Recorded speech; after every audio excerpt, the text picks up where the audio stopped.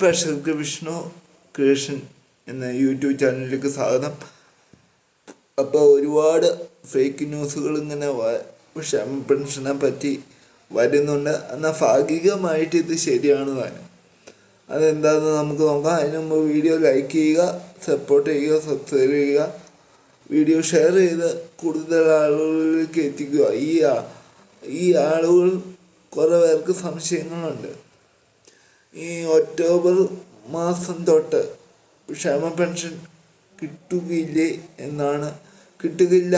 എന്നാണ് പുറത്തേക്ക് വരുന്ന ഫേക്ക് ന്യൂസുകൾ. അത് തികച്ചും ഫേക്ക് ന്യൂസുകളാണ്. എന്നാൽ ഭാഗികമായിട്ട് ശരിയാണ്. ഇതെങ്ങനെയാണെന്ന് പറയാം. എല്ലാവരും ശ്രദ്ധിച്ച് കേൾക്കുക. ഒരു കാര്യം പ്രത്യേകം ശ്രദ്ധിക്കുക. നമുക്ക് ക്ഷേമ പെൻഷൻ മാസം 1600 ആണെങ്കിൽ സർക്കാരിന് വേണ്ടത് 1600 കൊടുക്കുന്നെങ്കിൽ സർക്കാരിന് വേണ്ടത് 850 കോടി രൂപ, 900 കോടിക്ക് അടുത്താണ് വേണ്ടത് ഒരു മാസം. ഇങ്ങനെ വരുമ്പോൾ 6 മാസം തന്നെ കുടിശ്ശികയായപ്പോൾ സർക്കാരിന് നാനാഭാഗത്തു നിന്ന് സർക്കാരിൻ്റെ ഉള്ളിൽ തന്നെ വിമർശനങ്ങൾ കോടതി വരെ എത്തിയതാണ്. അത് നമുക്കെല്ലാം അറിയാവുന്ന കേസാണ്. ഇനി സർക്കാർ എന്തായാലും ക്ഷേമ പെൻഷൻ തരാതിരിക്കില്ല. കാരണം ഈ മസ്റ്ററിങ് ചെയ്യാത്തവർക്ക് ഇനി മുതൽ ക്ഷേമ പെൻഷൻ കിട്ടാൻ സാധ്യത കുറവാണ്. കാരണം ഇനി ഡേറ്റ് നീട്ടി നൽകാനും സാധ്യത കുറവ്. ഇത്ര നാളും ഡേറ്റ് കൂട്ടി കൊടുത്തിട്ട് പോലും ചെയ്യാത്തവർ ഇനി ഡേറ്റ് കൂട്ടാൻ സർക്കാരിന് സാധ്യത കുറവാണ്. കാരണം ഈ സാമ്പത്തിക പ്രതിസന്ധിയിലാണ് സർക്കാർ ഇപ്പോൾ ഈ ക്ഷേമ പെൻഷൻ നൽകിക്കൊണ്ടിരിക്കുന്നത്. 1600 രൂപ വരെ ഉള്ളെങ്കിലും ഇന്ന് 1600 രൂപ ഒന്നുമല്ല. എന്നാലും നമ്മളെ പോലെയുള്ള വികലാംഗന്മാർക്ക്, അതുപോലെ വാർദ്ധക്യ ആളുകൾക്ക് മരുന്ന് മേടിക്കാൻ, അതുപോലെ പാവപ്പെട്ട കുടുംബങ്ങൾക്ക് മരുന്ന് മേടിക്കാൻ ഇത് ഒരുപാട് സഹായമാണ്.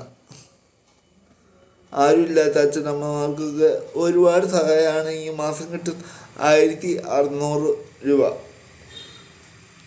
അത് 4 മാസം മുടങ്ങിയപ്പോൾ തന്നെ സർക്കാരിന് നിയമസഭാ ഇലക്ഷനിലും അതുപോലെ ഒരുപാട് കാര്യങ്ങൾക്ക് തിരിച്ചടി നേരിട്ടത് അറിയാം. പിന്നെ നമുക്ക് ഈ ക്ഷേമ പെൻഷൻ കിട്ടുന്ന മസ്റ്ററിങ് ചെയ്യാത്തവർക്ക് ഇനി കിട്ടില്ല. ഇനി മസ്റ്ററിങ് ചെയ്യാൻ ഡേറ്റ് കൂട്ടാനും സാധ്യത കുറവാണ്. ഇതെല്ലാവരും പ്രത്യേകം ശ്രദ്ധിക്കുക. അങ്ങനെയുള്ളവർക്കാണ് പിന്നെ വീഡിയോ അന്വേഷണം, അതിനെക്കുറിച്ച് ഞാനൊരു വീഡിയോ ചെയ്തിട്ടുണ്ട്. അതിലേക്ക് ഞാൻ കിടക്കുന്നില്ല. വീഡിയോ ലെങ്തി കൂടുതലായിരിക്കും. അപ്പോൾ എന്തായാലും ഇതൊക്കെ എല്ലാവരും ശ്രദ്ധിക്കുക. വീഡിയോ സബ്സ്ക്രൈബ് ചെയ്യുക, സപ്പോർട്ട് ചെയ്യുക. പിന്നെ ഇന്നാൾ ഒരു ചേട്ടൻ കമൻറ്റ് ഇട്ട് കണ്ടു, എനിക്ക് മലയാളം പഠിച്ചിട്ട് വന്ന വീഡിയോ. ചേട്ടാ, ഞാൻ +2 വരെ പഠിച്ചാണ്. പിന്നെ എനിക്ക് മലയാളം ഇത് കാണാപ്പാടം പഠിച്ചിട്ട് വേണം പറയാൻ. അപ്പോൾ ചിലപ്പോൾ വലിയ തപ്പലും വന്നേക്കും. വീഡിയോ ചെയ്യുമ്പോൾ വോയിസ് ചെയ്യുമ്പോൾ നമുക്ക് വലിയ തപ്പലും വന്നേക്കാം. അല്ലാണ്ട് ഞാൻ +2 ഒക്കെ 1 മാർക്കോടെ പാസ്സായ ഒരാളാണ്. എൻ്റെ അമ്മ കഷ്ടപ്പെട്ട് പഠിപ്പിച്ച് ഇവിടം വരെ ആക്കിയതാണ്. അതിൻ്റെ സ്ക്രീൻഷോട്ട് ഞാൻ കൊടുക്കാം. അത് ദയവ് ചെയ്ത് ചേട്ടനെ പോലെയുള്ള പ്രായമായ ആളുകൾ ഇതുപോലെ വന്ന് കമൻറ്റ് ചെയ്തത്. വീഡിയോനെ പറ്റി നിങ്ങൾക്ക് എന്താ അഭിപ്രായം പറയാം. കാരണം ഒരാൾ പേഴ്സണൽ ജീവിതത്തിലേക്ക് കിടക്കേണ്ട ആവശ്യം നിങ്ങൾക്കില്ല. ഞാൻ പഠിക്കുമോ പഠിക്കാതിരിക്കുമോ അത് എന്നെ സംബന്ധിക്കുന്ന വിഷയമാണ്. അത് ചേട്ടനെ ബോധിപ്പിക്കേണ്ട കാര്യം എനിക്കോ എൻ്റെ വീട്ടുകാർക്കോ ഇല്ല.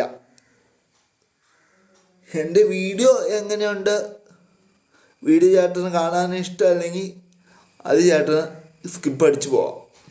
അല്ലാണ്ട് ഞാൻ പഠിച്ചിട്ടില്ലേ, എൻ്റെ പേഴ്സണൽ കാര്യങ്ങൾ എങ്ങനെയാണ് അതൊന്നും അറിയേണ്ട ചേട്ടന് ഒരു കാര്യമില്ല. ഞാൻ ആ സ്ക്രീൻഷോട്ട് ഇവിടെ കൊടുക്കാം.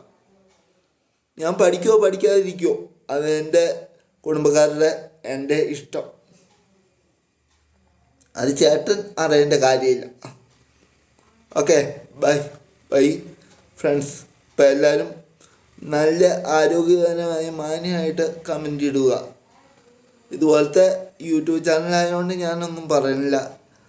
കമൻറ്റുകൾ ഇടാതിരിക്കുക, പേഴ്സണൽ കാര്യങ്ങളിലേക്ക് കിടക്കാതിരിക്കുക. എനിക്ക് ചെറുതായിട്ടൊരു പറയാനിച്ചത് തപ്പലുണ്ട്, അത് സത്യം. ഈ കാണാപ്പാഠം പഠിച്ചിട്ട് സ്കിറ്റ് കാണാപാഠം പഠിച്ചിട്ട് പറയണ്ടേ, അന്നേരം ചിലത് മറന്നു പോവും, അന്നേരം ഒരു തപ്പൽ വരും. അതാണ്. അങ്ങനെ എന്തെങ്കിലും സംശയം ഉണ്ടെങ്കിൽ ചേട്ടനെ നമ്പർ താട്ട്, അന്നേരം ചേട്ടന് ഞാനായിട്ട് സംസാരിക്കാം. അന്നേരം ചേട്ടന് മനസ്സിലാവും ഞാൻ എന്തോരം മലയാളം പഠിച്ചിട്ടുണ്ട് പഠിച്ചിട്ടില്ല എന്ന്. ഓക്കെ, അല്ലാണ്ട് ഒരാളെ വ്യക്തിപരമായിട്ട് കളിയാക്കരുത്. കാരണം ചേട്ടനല്ല എനിക്ക് ചെലവിന് തന്നെ, എൻ്റെ വീട്ടുകാരാണ് എന്നെ പഠിപ്പിക്കുന്നത്. ഓക്കെ.